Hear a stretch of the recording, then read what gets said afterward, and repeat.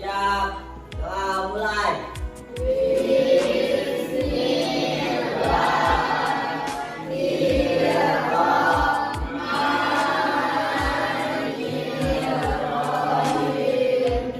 Ibu absen dulu. Adinda, Aisyah. Baik, sebelum mulai pelajaran, silakan bajunya dirapikan terlebih dahulu.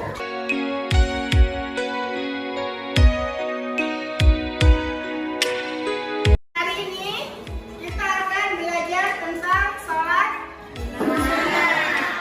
Siapa yang pernah mengerjakan sholat sunnah? Coba Cynthia, sholat sunnah apa? Sholat sunnah duha. Berarti itu sholat sunnah yang dikerjakan secara munfarid. Yang akan kita pelajari pada pertemuan kali ini itu tentang sholat sunnah berjamaah. Kompetensi dasar dan tujuan pembelajaran yang akan kita dapatkan setelah kita mempelajari materi sholat sunnah berjamaah.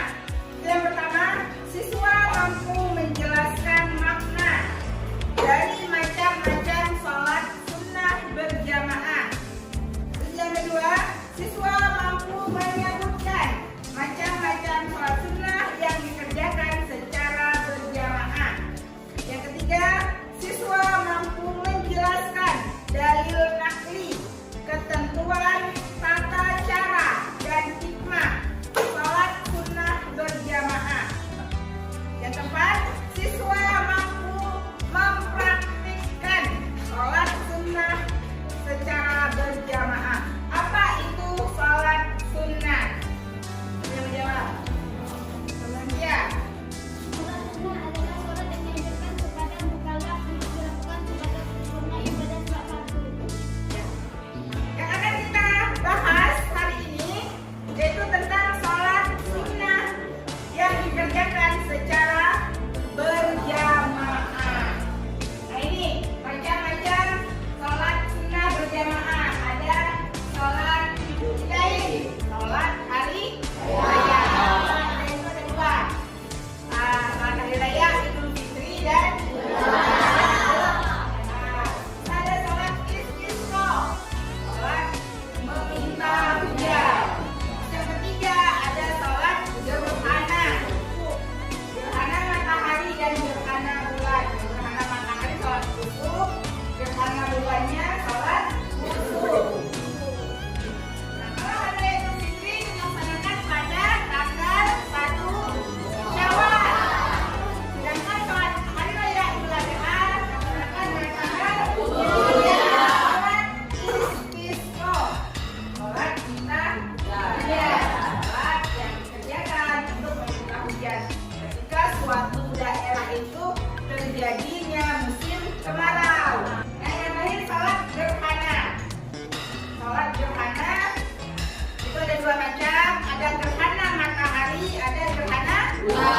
Kalau gerhana matahari namanya sholat kusuf, kalau gerhana bulan namanya sholat kusuf. Nah, silakan kalian saksikan video berikut ini tentang tata cara pelaksanaan sholat sunnah yang dilakukan secara berjamaah. Dan ini ada film tentang Syamil dan Dodo tentang sholat sunnah. Assalamualaikum. Waalaikumsalam. Kalian sedang apa? Tayamum, Pak. Memangnya kenapa? Kok tayamum? Kami mau sholat, tapi tidak ada air tuh. Memangnya kalian akan sholat apa sekarang? Kan belum masuk waktu zuhur. Sholat istisqa, Pak. Sholat istisqa? Iya, sholat istisqa. Sholat minta hujan itu, Pak. Memangnya kenapa? Kami susah mencari air.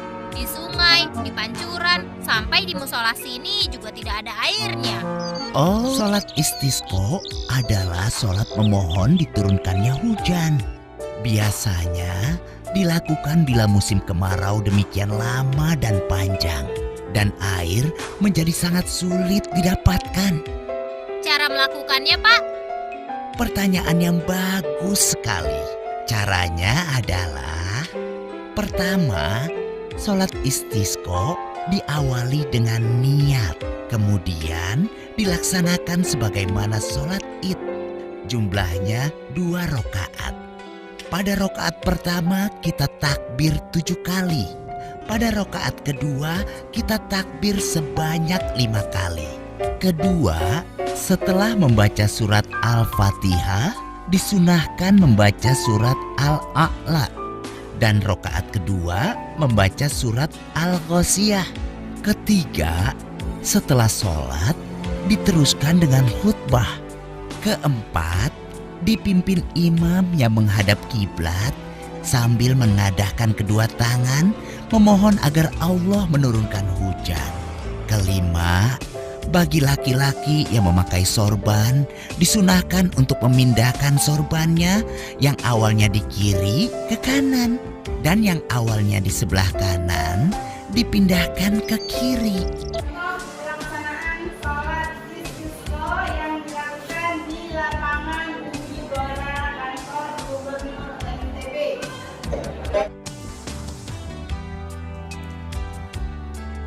Allahu Akbar.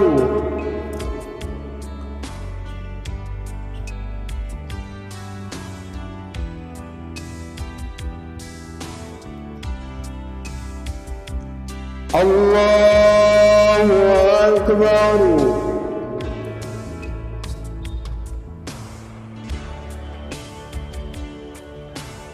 Allahu Akbar.